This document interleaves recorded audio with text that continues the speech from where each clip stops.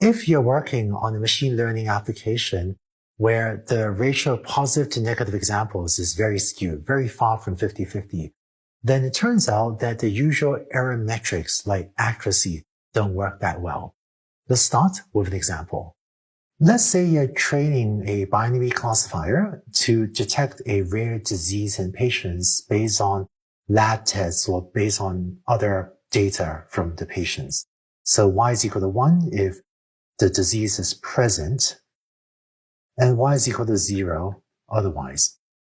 And suppose you find that you've achieved 1% error on the test set, so you have a 99% correct diagnosis. This seems like a great outcome, right? But it turns out that if this is a rare disease, so y is equal to 1 very rarely, then this may not be as impressive as it sounds. Specifically, if it is a rare disease and if only 0.5% of the patients in your population have the disease, then if instead you wrote a program that just said print y equals 0, it predicts y equals 0 all the time, this very simple, even non-learning algorithm, because it just says y equals 0 all the time, this will actually have 99.5% accuracy or 0.5% error. So this really dumb algorithm outperforms your learning algorithm, which had 1% error, much worse than 0.5% error. But I think a piece of software that just prints y equals 0 is not a very useful diagnostic tool. What this really means is that you can't tell if getting 1% error is actually a good result or a bad result. And in particular, if you have one algorithm that achieves 99.5% accuracy, different one that achieves 99.2% accuracy, different one that achieves 99.6% accuracy, it's difficult to know which of these is actually the best algorithm. Because if you have an algorithm that achieves 0.5% error and a different one that achieves 1% error and a different one that achieves 1.2% error, it's difficult to know which of these is the best algorithm because the one with the lowest error may be a not particularly useful prediction like this that always predicts y equals 0 and never ever diagnose any patient as having this disease. And quite possibly an algorithm that has 1% error, but that at least diagnoses some patients as having the disease could be more useful than just printing y equals 0 all the time. When working on problems with skewed data sets, we usually use a different error metric rather than just classification error to figure out how well your learning algorithm is doing. In particular, a common pair of error metrics are precision and recall, which we'll define on the slide. In this example, y equals 1 will be the rare class, such as a rare disease that we may want to detect. And in particular, to evaluate a learning algorithm's performance with one rare class, it'll be useful to construct what's called a confusion matrix, which is a 2x2 matrix or a 2x2 table that looks like this. On the axis on top, I'm going to write the actual class, which could be 1 or 0. And on the vertical axis, I'm going to write the predicted class, which is what did your learning algorithm predict on a given example, 1 or 0. To evaluate your algorithm's performance on the cross-validation set or the test set, say, we would then count up how many examples was the actual class 1 and the predicted class 1. Maybe you have 100 cross-validation examples, and on 15 of them, the learning algorithm had predicted 1 and the actual label was also 1. And over here, you would count up the number of examples in, say, your cross-validation set, where the actual class was 0 and your algorithm predicted 1. So maybe you have 5 examples there. And here, predicted class 0, actual class 1. So you have 10 examples, and let's say 70 examples with predicted class 0 and actual class 0. In this example, the skew isn't as extreme as what I had on the previous slide, because in these 100 examples in your cross-validation set, we have a total of 25 examples where the actual class was 1 and 75 where the actual class was 0 by adding up these numbers vertically. And you notice also that I'm using different colors to indicate these 4 cells in the table. I'm actually going to give names to these 4 cells.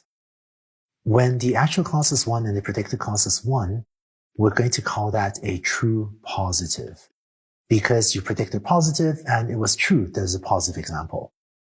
In this cell on the lower right, where the actual class is 0 and the predicted class is 0, we'll call that a true negative, because you predicted negative and it was true. It really was a negative example.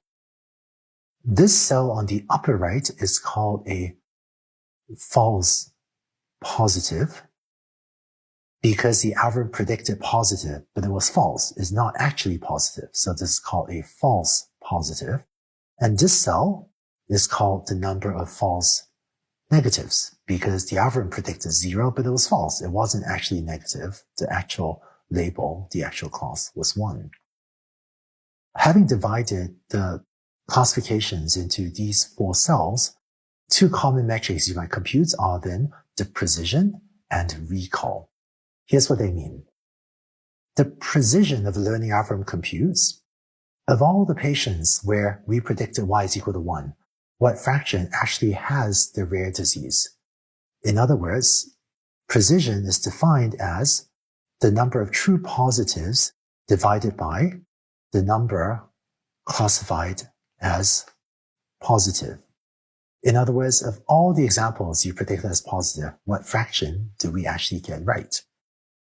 Another way to write this formula would be true positives divided by true positives plus false positives, because it is by summing this cell and this cell that you end up with the total number that was predicted as positive.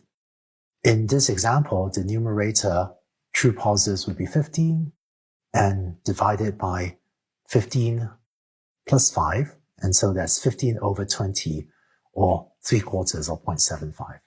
So we say that this algorithm has a precision of 75%. Because of all the things it predicted as positive, of all the patients that it thought has this rare disease, it was right 75% of the time. The second metric that is useful to compute is recall.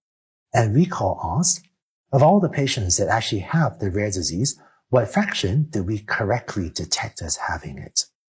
So recall is defined as the number of true positives divided by the number of actual positives.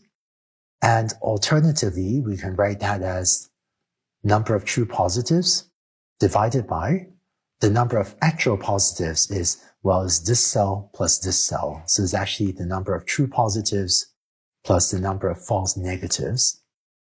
Because it's by summing up this upper left cell and this lower left cell that you get the number of actual positive examples.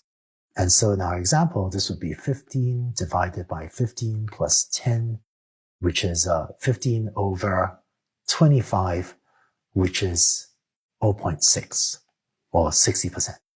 So this learning algorithm would have 0.75 precision and 0.60 recall. And you notice that this will help you detect if a learning algorithm is just printing y equals 0 all the time. Because if it predicts 0 all the time, then the numerator of both of these quantities will be 0. It has no true positives. And the recall metric in particular helps you detect if the learning algorithm is predicting 0 all the time.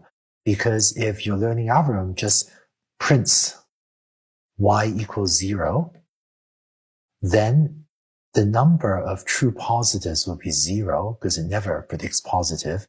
And so the recall will be equal to 0 divided by the number of actual positives, which is equal to 0. And in general, a learning algorithm with either 0 precision or 0 recall is not a useful algorithm. But just as a side note, if an algorithm actually predicts 0 all the time, precision actually becomes undefined because it's actually 0 over 0. But in practice, if an algorithm doesn't predict even a single positive, we'll just say that precision is also equal to 0. but computing precision and recall makes it easier for you to spot if a learning algorithm. But we'll find that computing both precision and recall makes it easier to spot if an algorithm is both reasonably accurate in that when it says a patient has a disease, there's a good chance the patient has a disease, such as 0.75 chance in this example. And also making sure that of all the patients that have the disease is hoping to diagnose a reasonable fraction of them, such as here is finding 60% of them. So when you have a rare class, looking at precision recall and making sure that both numbers are decently high, that hopefully helps reassure you that your learning algorithm is actually useful. And the term recall was motivated by this observation that if you have a group of patients or population of patients, then recall measures of all the patients that have the disease, how many would you have accurately diagnosed as having it? So when you have skewed classes or a rare class that you want to detect, precision and recall helps you tell if your learning algorithms is making good predictions or useful predictions. Now that we have these metrics for telling how well your learning algorithm is doing, in the next video, let's take a look at how to trade off between precision and recall to try to optimize the performance of your learning algorithm.